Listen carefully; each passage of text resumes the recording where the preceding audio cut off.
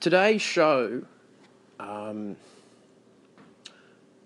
we'll be talking about the passing of Satoru Iwata's passing, and the news has spread all across the world about the passing of Nintendo's CEO, who passed away from a battle from cancer. As some people knew, it was from a bile ducts, which is a very rare form of cancer, and even rarer for people who live in Japan. And we won't go into too much detail about that, but to give you some idea, the survival rate is 15% for the first 5 years. And if it spreads, the survival rate is 6% and drops down to 2%. So when I first heard the news, I was a little unbelieved because I was told by someone else about it, and I was in bed having a sleep in, and I read the message and I thought, oh, holy shit, what's going on? And jumped out of bed and checked the Twitter and Facebook and pretty much used every forum board that I could think of to confirm the news. And he had passed away from his battle from cancer, and he was only 55 years old. And it's a huge blow to Nintendo, and a huge loss for people who have looked up to him as an idol, as a mentor for video gaming, and a huge loss for the fans who really loved the CEO. They loved this man. He was a very important part of Nintendo's history, and not just as the CEO of the past 12 to 13 years, but his involvement with Nintendo has been ongoing for 2 to 3 decades. Let's have a look at a little bit of his at his time over the years. And some people may know he started working at HAL Laboratories, which is a game dev company, back in the 80s. He worked his way up to becoming president of the company in 1993. He was credited to creating Kirby, one of the most loved characters in the Nintendo franchises, spawning off a large amount of games on consoles such as the Game Boy, Super Nintendo, N64, DS, 3DS, Wii U. Pretty much there's always been Kirby games on each console. He was also famously known to have programmed Earthbound, which is another a huge cult classic with Nintendo fans. And as he worked on many, many different games, he had worked on possibly a couple hundred games over his time, not just making them, but programming them, being a producer on many different games, just keeping his eye over many games over his time to make sure that it had that seal of quality that Nintendo's always had. Even latest titles such as Mario Kart 8, he was an executive producer on those.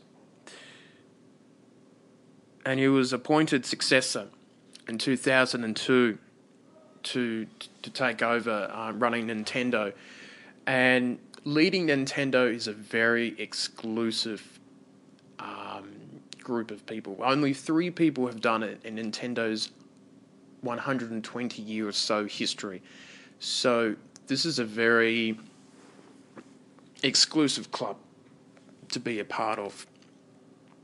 And his time at Nintendo was was a really interesting time too.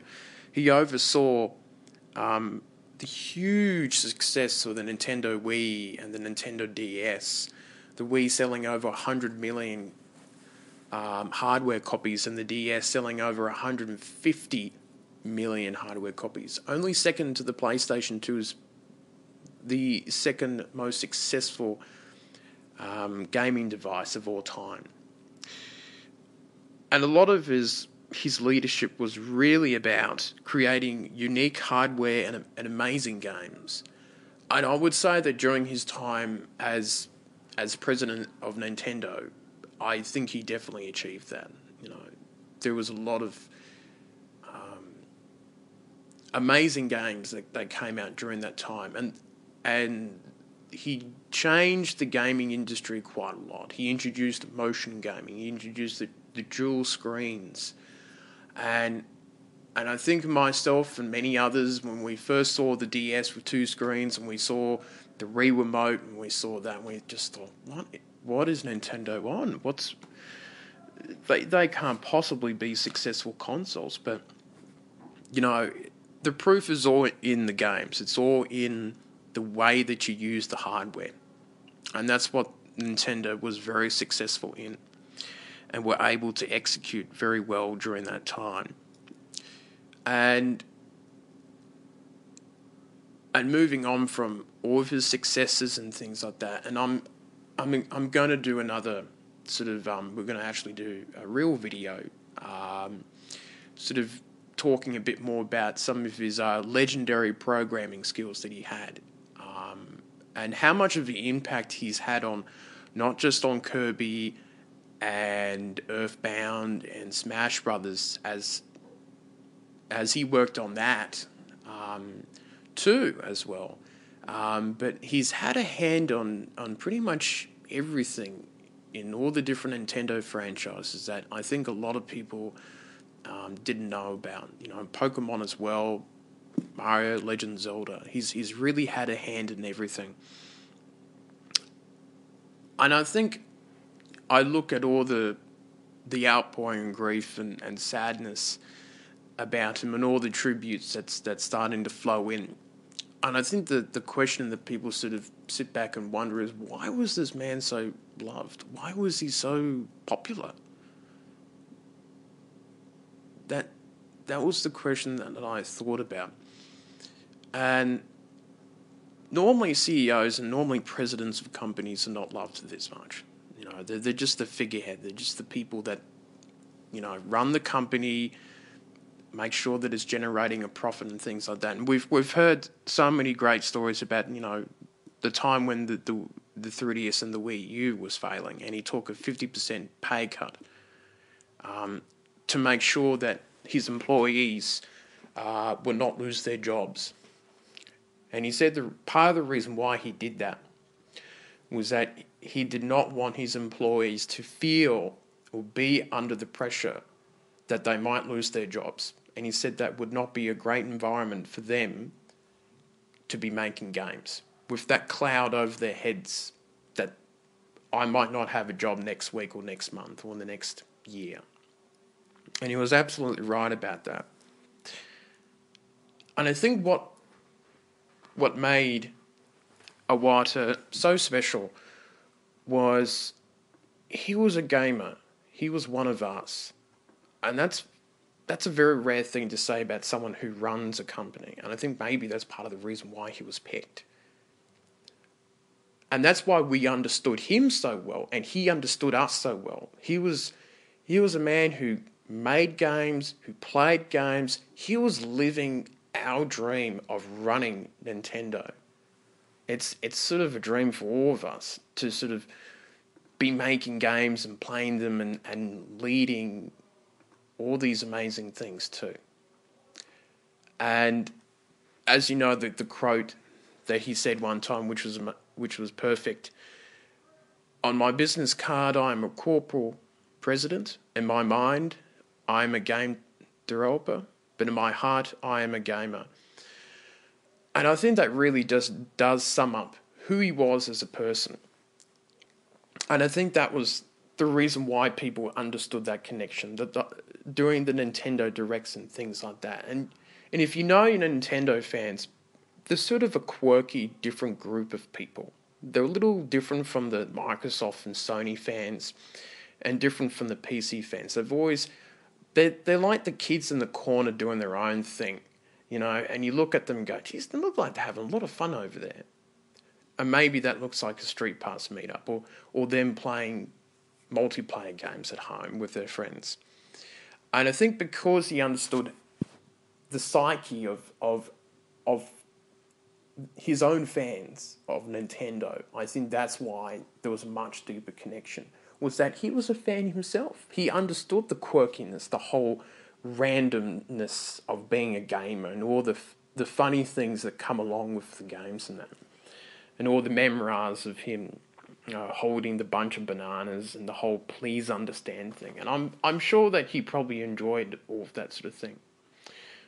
And I could go on for ages talking about all the achievements that he's done and all the great things that he's done for Nintendo. And now is not the time to talk about what is going to happen in the future.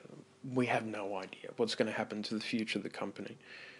For now, it's about honouring him and remembering all the good things that he's done. And I think that's the most important thing. And while I go and think about doing the video to explain a little more about his programming geniuses, there's one last quote that I saw here which was really great, and it's about people who pass away. And it says, when you remember me, it means you have carried something of who I am with you, that I've left some mark of who I am on who you are. It means that you can summon me back to your mind, even through countless years and miles may stand between us. It means if we meet again, you will know me. It means that even after I pass, you will still see my face and hear my voice and speak to me in your heart. Rest in peace, Iwata.